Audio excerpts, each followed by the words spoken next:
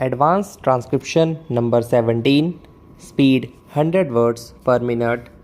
Start. I have dealt with what is called the economics of freedom. Now take for instance the communist world. There they make up for the loneliness and insecurity with their collective working and wages according to work. Then the spy system and mutual watchfulness is there. The sense of insecurity therefore exists there. A man would not be allowed to live unless he is willing to work hard. This is an essential condition of any economic development. The individual perforce shall have to work. In India, this condition does not exist. What have we taken to? We have taken to democratic planning. The first essential for success in a democratic planning is a great leadership.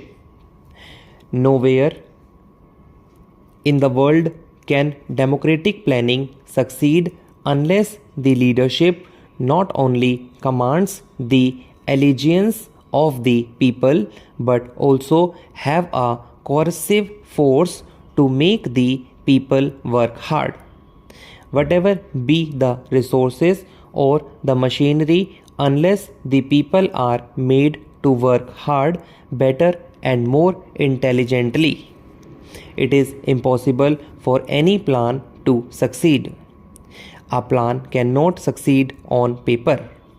A plan cannot succeed simply by making commissions produce fine reports. A plan succeeds in the field, in the factory.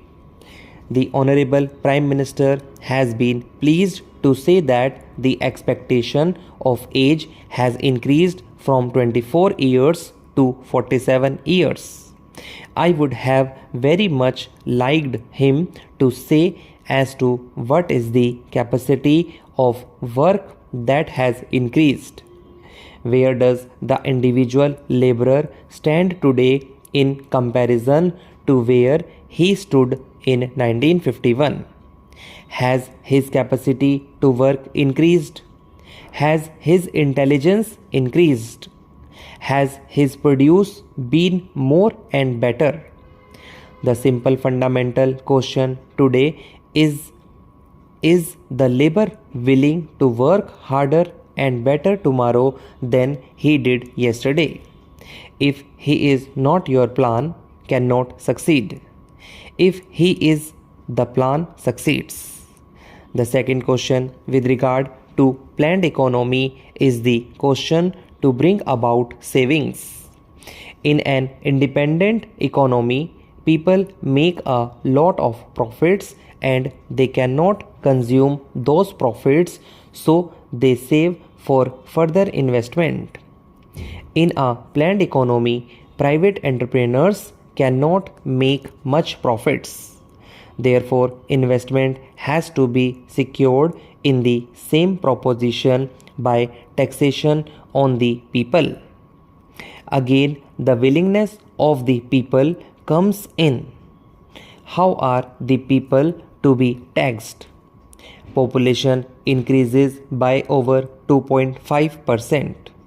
Now, in order to keep the same standard of living, 5 times the percentage of population of the national income must be invested.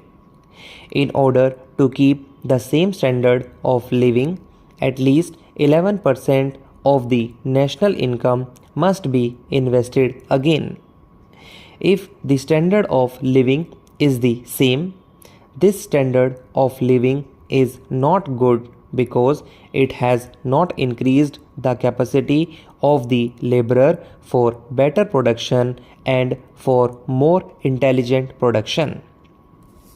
As the Honorable Prime Minister has been pleased to say, only the expectation of age has increased. The fundamental prerequisite of any economic progress is the capacity of the laborer to work harder to produce more and better. So it has not been proved that Indian labor has been able to work harder to produce better and more. In order that it is possible, at least 5 times the population percentage investment is necessary. Taking this standard, our investment must be more than 14%. Where should the money comes from? It can come from taxation. The unfortunate thing is that our society has not taken a very serious view of tax avoidance. Tax evasion is penal, but tax avoidance cannot be penalized by law. But it can be looked down upon contemptuously by society.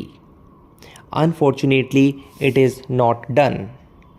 The problem today is that once a citizen, a respected citizen, because those who pay taxes are certainly respectable citizens, once a respectable citizen tries to avoid paying taxes, he resorts to means which are criminal in intent if not in action.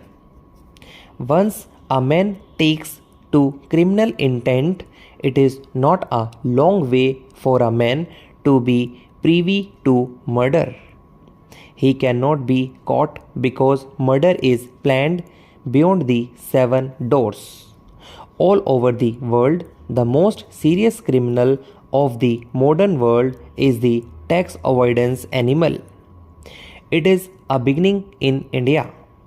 If you look to the crimes, any lawyer who is working on the criminal side can know that most heinous crimes are not planned by ordinary robbers or thieves but by big people.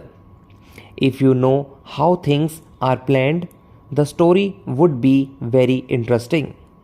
So, the first thing is to create an atmosphere in which tax paying should be considered a sacred duty and tax avoidance should be looked down upon as a social sin. It is necessary to develop a structure that should encourage people to work harder and better. Now that they have increased their dividend, they are not in a position to divert to that extent to the general revenues. If they have increased their dividend, it does not mean that the railways are prosperous. But what I feel is that the railways would do well to think twice about paying more because they have got any amount of work to be done in their own department. The dividend was increased on the understanding that there would be no change in the rates of freights. But the railways are not in a position to increase their freight rates because they have to face severe competition from other means of transport. Moreover, an increase in the contribution to the general revenues may affect national development. Therefore, I suggest that they should reconsider the decision about their contribution to the general revenues. Sir, the railways are a curious combination of a commercial concern and a public utility organ. On the one side, they have to spend more and more on the comforts of the nation, and on the other, contribute more and more to the national development.